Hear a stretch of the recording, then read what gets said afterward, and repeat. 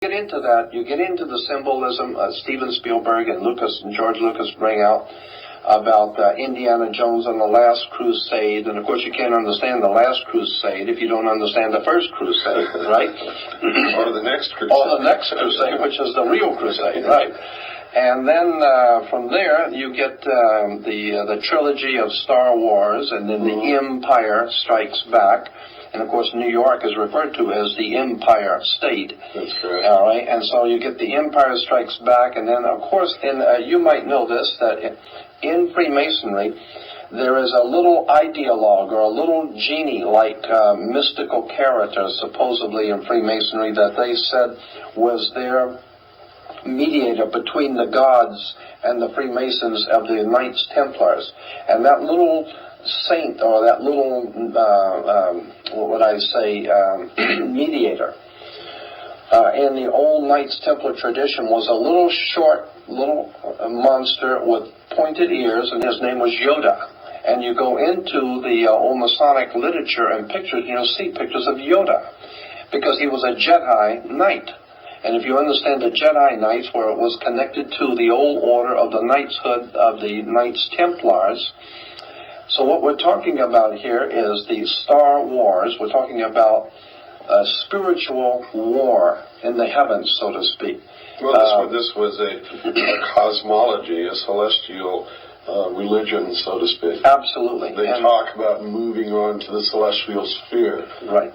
When they discuss passing. That's right. And then, of course, the sun was, well, the ancient Egyptians said that the sun walked across the sky, so therefore we have Luke Skywalker. Yeah, and then from this comes 1,000 points of light. That's 1,000 points of light and a 1,000-year reign of the Nazi Empire or whatever. And what we're talking about here is secret societies and their use of symbols and emblems in religion and politics and philosophy. And incidentally, when you graduate from university, I meant to bring this out. When you graduate from university, you wear a long black robe.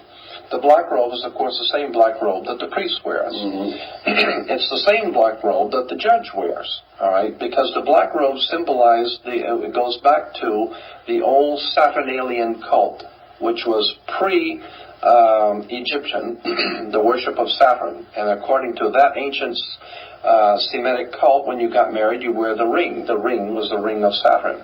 The women would show their submission to that god by wearing the ear ring.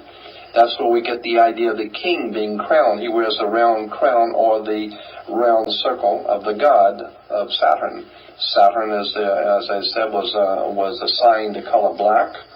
And therefore the black robe is the worship of Saturn, the Saturnalian god. What was I going to say about, oh yes, and when you graduate with the square martyr board. The square martyr board is always the symbol of the brick masons use the martyr board. And then, of course, when you graduate, you are referred to as an alumni, which comes from the word illumini. You have been illuminated, which basically means you now know what to kiss and when, and how to think and what to think, and how to act, and you have been properly educated. You belong to the priesthood. That's right, you belong to the priesthood.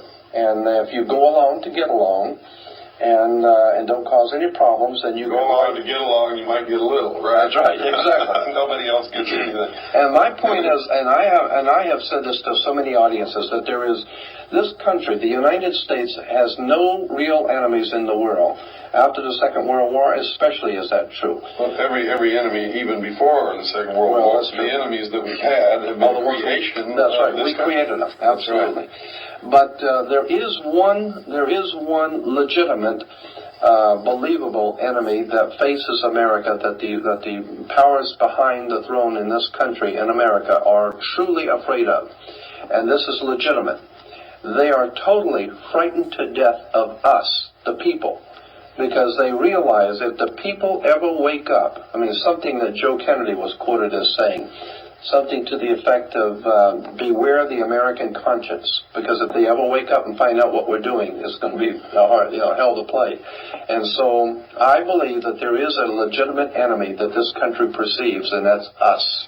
People who think too much, people who read too much, and people who talk too much. But that's always the case, though, Jordan, because we know that what's coming is going to be a socialist state. Oh, totally. Every time socialism has won anywhere, the first thing that they've done is that they have literally perverted the intelligentsia, which has brought them to power. And then the first thing that they did is kill the intelligentsia. They killed them. Absolutely. And the intelligentsia aren't very intelligent because they haven't learned this yet, because they're still doing it. But the more we change, the more we stay the same. That's right. We'll come back to that in just a few minutes. Folks, I hope you're paying attention to this show, because Jordan has an awful lot to say, and